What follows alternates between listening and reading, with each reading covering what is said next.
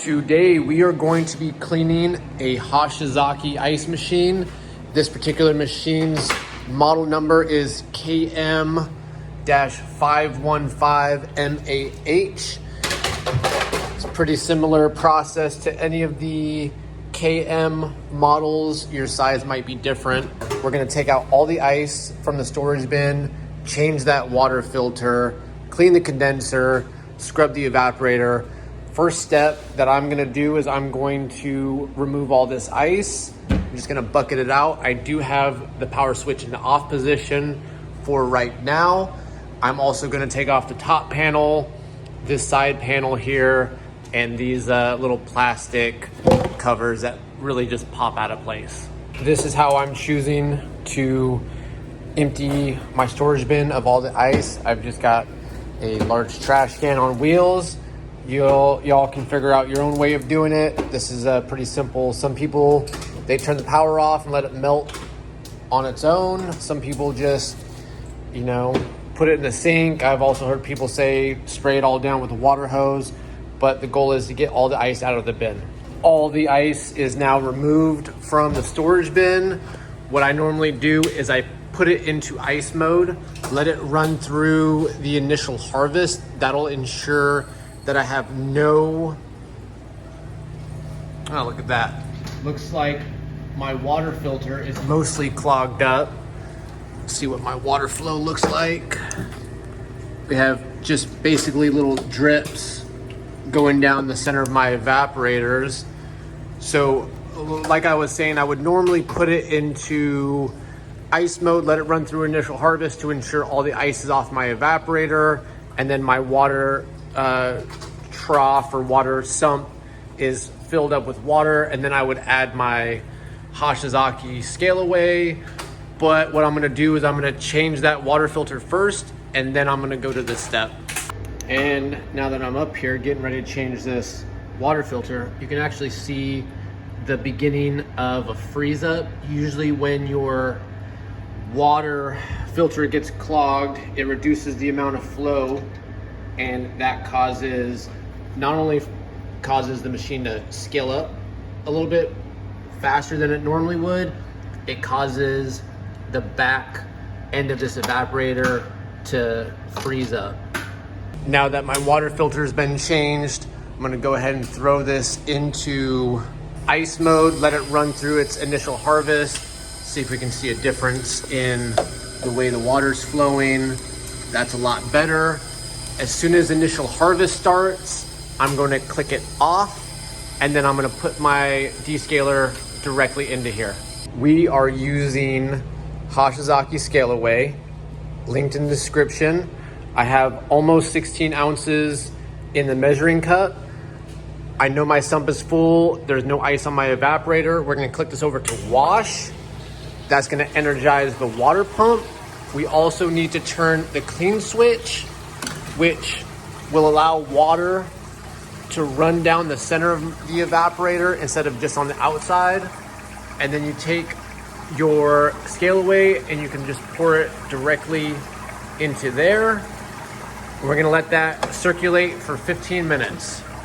While the Hoshizaki Scale Away circulates, I'm going to be getting some compressed air and a brush, and I'm gonna make sure that my condenser coil is nice and clean so the machine does not overheat and shut off. This machine has been running in wash mode for long enough. I'm gonna go ahead and turn it off. Sometimes I forget to turn this back to the non-wash position. The machine will never make ice if it's not horizontal like this. If it's vertical, it won't make ice. If it's horizontal, it will make ice. So I just do that now so I don't forget later. Pull this out to drain the sump. That'll get rid of all that Scale Away water. We're gonna start disassembling this machine. That's the ice guide. We're just gonna take these apart, take these pieces out one by one and throw them in the sink. Take this out somehow, maybe.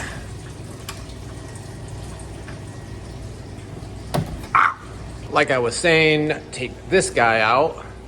I'm just gonna put that right there for now. And then this spray tube, if you push in on these tabs, it should slide out of place just like that. And all that calcium buildup usually is what causes these machines to fail if it's not just a major component failure like a water pump or a compressor. The lime scale blocks up all these holes, causes the machine to fail. We're gonna do the same with this one. Hopefully I don't hurt myself like I did taking the other one out. That's gonna slide out of there. This also gets clogged up with scale, so we need to make sure we scrub that really well. And then we're gonna take out the water guides, and these just come out, you know, one at a time, and they're full of calcium. When we take them to the sink, we're gonna spend a good amount of time trying to get a majority of this lime scale off of there. This is one of the more annoying parts of this job. I'm gonna spray all of these coils with Hoshizaki Scale Away. I'm also going to be scrubbing it with this Hoshizaki evaporator brush. I will link this in the description so you know where to find it. And then I'm gonna take and go down each one of these. And unfortunately, this lime scale has a tendency to wanna fling all over the place. So every couple of channels, I'm gonna pause and I'm gonna take this out. I'm gonna rinse all that scale down the drain. Otherwise, this entire area is gonna turn into a big white scaly mess. After a solid 20 or so minutes of scrubbing, we are a lot better than we were. Obviously, there's still some of that white lime scale on there, but after it's on there for a period of time and it gets so bad, you can only get it so good. On to the rest of this. I'm gonna clean this area and then disassemble this area. There's also a little piece inside there that's gonna need to get pulled out. Let's see if I can grab it real quick. Essentially, it's just an overflow, but it has a tendency to build up calcium, and we need to get that all scrubbed out. Now that all this area is clean, I cleaned out the water trough. This hose is already clean. If it wasn't, I would take that out. And I've inspected the water inlet hose. That's clean as well. So now I'm going to take this area apart. It's pretty self-explanatory. Just remember how it comes apart, and that's exactly how it goes back together. As I take the parts off, I'll just move them to the sink. That way we can clear out all of that nasty lime scale buildup that will eventually cause the machine to stop working. Now that this area is all clean, we're gonna keep on just moving on down. We're really just starting from the top, and we just wanna wash everything down. That's the way I've found is the easiest. I did take these all out and clean behind there. It made it a lot easier to do. I also cleaned in here, although that still looks dirty. It's really just hard lime scale, nearly impossible to get off. And the more you scrub it, the more likely you are to just start scrubbing off the plastic. I'm going to drop this down so that we can clean behind it. Once you take out those finger screws, you can just drop that down. I'm gonna clean this area, clean the back side of that, and then put that up, and then clean out the storage bin, sanitize everything, and then I'm gonna start cleaning parts and putting them back inside the machine. Storage bin, all cleaned. Now we're going to kind of work in reverse order from the bottom up. I already put the ice deflector back in. I'm gonna start securing these items, putting the float boot in there, the check valve, running my water hoses up to where they belong, putting this guy in, the ice guide, and then just keep going up, put the water guides in and all my spray tubes. And then I will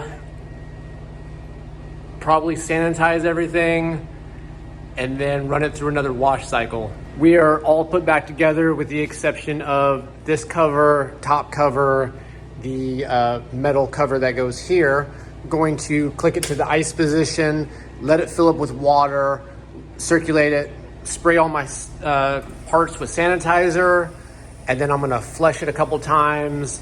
After I let it circulate, flush it a couple times, and then throw it in ice mode, see if we make ice. We just cycled into harvest. We are dropping ice, a couple cubes at a time, and then it's gonna start crashing down. And then it's gonna cycle into the next free cycle. That's a successful cleaning of this Hoshizaki ice machine.